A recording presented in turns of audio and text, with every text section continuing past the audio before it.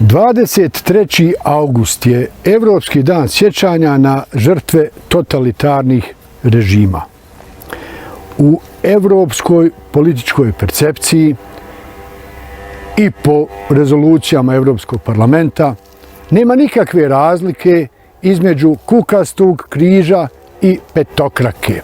Samo u tim neokomunističkim glavama u Bosni i Hercegovini još uvijek misle da je petokraka častan simbol.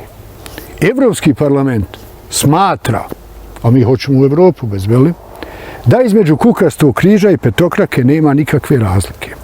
Nema nikakve razlike ni između žrtava. Komunizam je ubijao nedužne ljude kao i fašizam. Šta više, komunizam je, kažu, ubio oko 100 miliona ljudi. Pa ima, kad uđete na internetu, imate tabelu gdje je koliko ljudi ubijeno, koliko u Rusiji, koliko u Kini, kad se sve to sabere, 100 miliona ljudi je ubijeno od komunizma. Kod nas u Bosni i Hercegovini niko do sad nije obilježio 23. august kao Evropski dan sjećanja na žrtve totalitarnih režima, izuzev profesor dr. Selmir Izvić i mene u nekoliko navrata. Prvo smo prije 5 godina promovirali jedan partnerski projekat sa Evropskom unijom, Dissident.net, gdje se bavimo svjedočenjem historijskih iskustava iz ovog perioda u Bosni i Hercegovini. Potom smo pretprošle godine uradili dokumentarni film 9 disidenata o 9 bošnjačkih književnika koje je progonio komunistički režim. Prošle godine smo promovirali film o Ilhamiji u povodu 200 godina ubijstva Ilhamije od strane Dželalije. No, naše društvo nema, kažem, kapacitet da obilježava 23.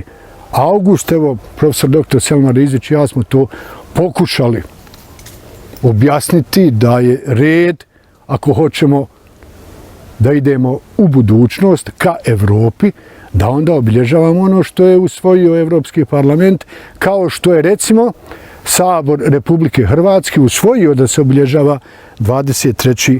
august kao Europski dan sjećanja na žrtve totalitarnih režima. Zašto je to bitno? Pa zato što i danas svjedočimo neke totalitarizme. U Turskoj, kojom vlada diktator Erdogan ovog časa, je 100.000 ljudi, intelektualaca, u zatvorima pod optužbom da su neprijatelji režima. Ovog časa se u Rusiju deportuju zarobljeni ukrajinski civili. Onako kako je Stalin deportovao nedužne ljude na sjever tada Sovjetskog saveza. Znači, mi ako hoćemo graditi kulturu sjećanja, ako hoćemo graditi antifašističku kulturu, mi moramo se suočiti sa onim što je zlo rađeno u Bosni i Hercegovini. Počev od tih masovnih zločina, preodjevenih četnika u partizane, koji su marširali u Sarajevo i pobili 3000 civila, pa do mnogih drugih zločina, posebno nad fratrima. I mi to zovemo antifašizmom. Nama je kao antifašizam to što su nedužni ljudi ubijani pod optužbom da su fašisti, a ništa nije istraženo. Mi smo eto pokušali kroz ovih nekoliko projekata u okviru DigiBa da približimo i Evropi naše bosansko-hercegovačko iskustvo, a i da u Bosni i Hercegovini otvorimo ovu stranicu za ispisivanje. Nažalost, kažem, izuzev profesor dr. Selmir Izvić i mene i ovih nekoliko projekata na tom planu, ništa više nije urađeno.